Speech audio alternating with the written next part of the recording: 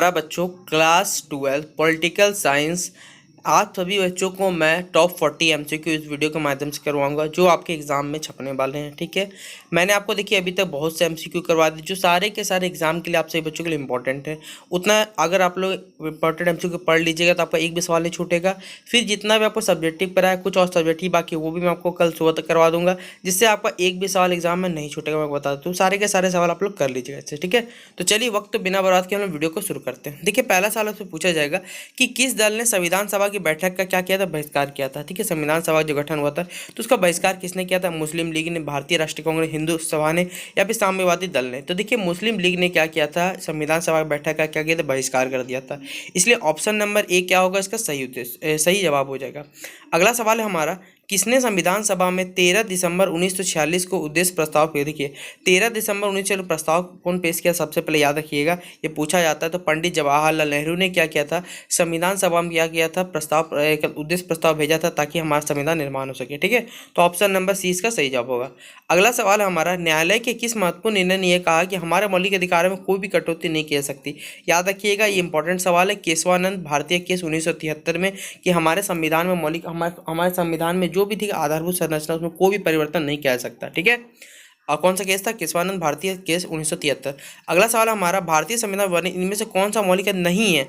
देखिए मौलिक अधिकार आपको मालूम होना चाहिए, इसमें कौन सा नहीं है? वो हमारा राइट टू प्रॉपर्टी यानी संपत्ति का अधिकार की कभी भी हमारा मौलिक अधिकार नहीं है। ठीक है, अगला है हमारा, भारतीय संविधान के अनुसार किस भाग में, ठीक है, संविधान की किस भाग में चुनाव आयोग, ठीक है, हमारे इलेक्शन कमीशन की जो व्यवस्था की गई वो कौन से भाग में बताया हुआ, हमें ये बताना है। ठीक है, तो किसमें बताया हुआ है? तो अनुच्छेद आपका कौन सा भाग में, अनुच्छेद क्या कौन सा 15वां भाग में। ठीक है, ये रोमन में लिखा आपका। ठीक है, अगला सवाल हमारा, मतदाताओं के लिए तस्वीर सहित पहचान पत्र को किस वर्ष से अनिवार्य कर दिया? देखिए हम लोग देखते हैं कि हमारे वोटर लिस्ट में हमारा क्या फेस लगा हुआ रहता है। ठीक है, फेस का फोटो दिया हुआ रहता है। ये कब से इसे अनिवार्य कर दिया, कंपलसरी कर दिया, हमें बताना। तो याद रखिएगा 1993 से ही क्या हो गया, ये अनिवार्य हो गया था। ठीक है ना। किसने राजनीतिक क्षेत्र में महिला प्रतिनिधित्व को उचित माना था? अरस्तु ने, रूसो ने, बेथनम ने या फिर जे.एस. मिल ने? किसने माना था? याद रखिएगा, इंपॉर्टेंट है, जे.एस. मिल ने। ठीक है ना। फिर अगला सवाल हमारा, राज्य के शासन में केंद्र का प्रतिनिधित्व किसे कहा गया है? मुख्यमंत्री। आप भी बताइए, राज्य का बात बोला तो जब भी याद है, राज्य में कौन करता है? राज्यपाल क्या होता है? प्रतिनिधित्व करता है किसका? केंद्र का। ठीक है, अगला हमारा सवाल है, कितने एंग्लो इंडियन सदस्यों को राष्ट्रपति लोकसभा में उचित प्रतिनिधित्व देने के लिए मनोनीत करते हैं? तो याद रख लीजिएगा ये बात, कितने करते हैं? 1 2 4, 1 तो 12 या 0, तो कितने को करा किया जाता है? याद रखिएगा 12, सॉरी वो कितना याद रखिएगा 2। ठीक है, कितने एंग्लो इंडियन को करते हैं लोकसभा में? तो 2 हो जाएगा, इसका सही उत्तर हो जाएगा। अगला सवाल है हमारा, लोकसभा में बहुमत वाले दल का नेता कौन होता है? देखिए सीधा बात है, लोकसभा में बहुमत वाला दल कौन होता है? हमारे भारत का वही क्या बनता है, सीधा बताइए, प्रधानमंत्री बनता है। लोकसभा में देखिए, लोकसभा में जो भी पार्टी जिसका बहुमत रहता है उसमें पार्टी में से एक लीडर चुना जाता है, वही क्या होता है? प्रधानमंत्री बनता है। फिर अगला सवाल हमारा, कोई मंत्री जो सांसद या विधायक नहीं है, ठीक है, चलिए उसे कितने दिन में सांसद या विधायक होना अनिवार्य कंपलसरी कर दिया जाता है? याद रखिएगा, वो होता है 2 वर्ष। ठीक है, कितना हो जाएगा आपका? ऑप्शन में 6 वर्ष होगा, 6 माह होगा। ठीक है, सॉरी गलती निकल गया, 6 माह इसका सही उत्तर होगा। ठीक है, कि 6 महीने तक अगर कोई मंत्री देखिए सांसद या विधायक नहीं है तो उसको क्या बनना पड़ेगा?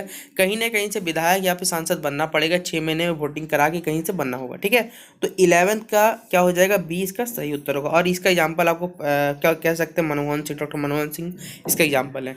अगला सवाल है हमारा, क्वेश्चन नंबर 12, कि राज्यसभा को धन विधेयक पास करने के लिए कितना समय दिया था? देखिए राज्यसभा को धन में कितना समय मिलता है, याद रखिएगा, इंपॉर्टेंट सवाल से पूछा जाएगा। तो 14 दिन मिलता है, सिर्फ 14 दिन मिलता है पास करने के लिए। ठीक है, तो 12 का बी इसका सही उत्तर हो जाएगा। अगला सवाल है हमारा 13 नंबर, की किसी राज्य में विधानसभा में अधिकतम कितने सदस्य हो सकते हैं? विधानसभा में बोला हुआ है, तो किसी भी राज्य में मैक्सिमम बोला, याद है कितना होता है? वो 500 हो सकते हैं। ठीक है, 500। फिर अगला है, इनमें से कौन सा भारतीय संसद का अंग नहीं है? राष्ट्रपति, लोकसभा, राज्यसभा या प्रधानमंत्री? तो बताइए क्या होगा सही जवाब? प्रधानमंत्री क्या भारतीय संसद का अंग होता है? नहीं, वो उसका अंग नहीं होता है। ठीक है, तो ऑप्शन नंबर क्या हो जाएगा? 14 का डी टिक कर लीजिएगा सभी जवाब। अगला है हमारा सवाल, किसी विधायक दल के कितने सदस्य एक साथ अपनी पार्टी छोड़ के किसी अन्य पार्टी में शामिल हो सकते? उन्हें दल बदलू नहीं माना जाएगा। 2/3, 2/3, 1/2, यहाँ 2 ऑप्शन गलत दे गए हैं। ठीक है, और 1/3 दिए हुए हैं। तो देखिए कौन सा ऑप्शन सही है यहाँ पर? तो याद रखिएगा कितने होने चाहिए? 2/3 से अगर चल गया तो उसे दल बदलू नहीं कहा जाए, क्योंकि वो बहुमत से गए हैं, अपनी इच्छा से गए हैं, इसे दल बदलू कानून के अंतर्गत नहीं रखा जाएगा। अगला सवाल हमारा, कि सर्वोच्च न्यायालय के न्यायाधीशों की अवकाश आयु को बढ़ाने के लिए, ठीक है, अधिकार किसे दिया गया है? सर्वोच्च न्यायालय, राष्ट्रपति, प्रधानमंत्री या सांसद को? किसको दिया हुआ ये अधिकार हमें बताना। तो याद है किसे अधिकार दिया, ये दिया गया संसद को। पार्लियामेंट इसमें हस्तक्षेप कर सकता है, सीधा बात है।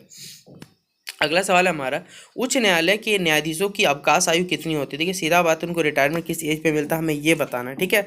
तो 62 साल तक वो लोग क्या कर सकते, कार्य कर सकते हैं। भारत में सर्वोच्च न्यायालय में न्यायाधीशों की नियुक्ति कौन करता है? एकदम इंपॉर्टेंट सवाल है, वेरी वेरी प्रीवियस है।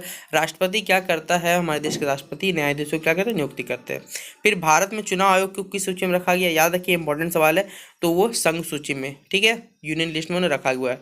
अगला सवाल है हमारा 20 नंबर कि केंद्र एवं, ठीक है, क्या बोला हुआ हमसे, केंद्र एवं राज्यों के बीच शक्तियों के वितरण करना है, तो वो किस अनुसूची में रखा गया? छठी अनुसूची में, ठीक है, 7वीं में, या फिर 8वीं या फिर 9वीं में? तो किस अनुसूची में केंद्र और राज्य सब दोनों का बंटवारा बोला गया, ठीक है, याद रखिएगा। तो किसको रखा गया? ये 7वीं अनुसूची में रखा गया, ठीक है, 7th शेड्यूल में रखा हुआ है। फिर अगला सवाल हमारा, यदि किसी राज्य की जनसंख्या 20 लाख से कम है तो उस राज्य में पंचायती राज की व्यवस्था होगी, वहाँ 1 स्तर का होगा, 2 स्तर, 3 स्तर या फिर 4 स्तर। देखिए 20 लाख से कम बोला गया, तो 20 लाख से कम वहाँ सिर्फ दो लेवल के सिर्फ क्या कर सकते हैं, वहाँ पर पंचायत सिस्टम चलता है, ठीक है। अगला है हमारा कि भारत के किस राज्य में सर्वप्रथम पंचायती राज की स्थापना हुई? देखिए पंचायती राज सर्वप्रथम सबसे पहले भारत के किस राज्य से स्टार्ट हुआ था, ये हमें बताना है। तो याद रखिएगा ये कहाँ से स्टार्ट हुआ था? राजस्थान। कहाँ से? ये राजस्थान। फिर अगला सवाल है हमारा कि भारतीय संविधान का मूल दर्शन क्या है? गांधीवाद है, ये वैज्ञानिक समाजवाद पे काम करता है, उदारवाद पे काम करता है, या फिर लोकतांत्रिक समाजवाद पे काम करता है? देखिए तो किस पे काम करता है, याद रखिएगा लोकतांत्रिक समाजवाद पे कार्य करता है भारतीय संविधान का मूल दर्शन, ठीक है।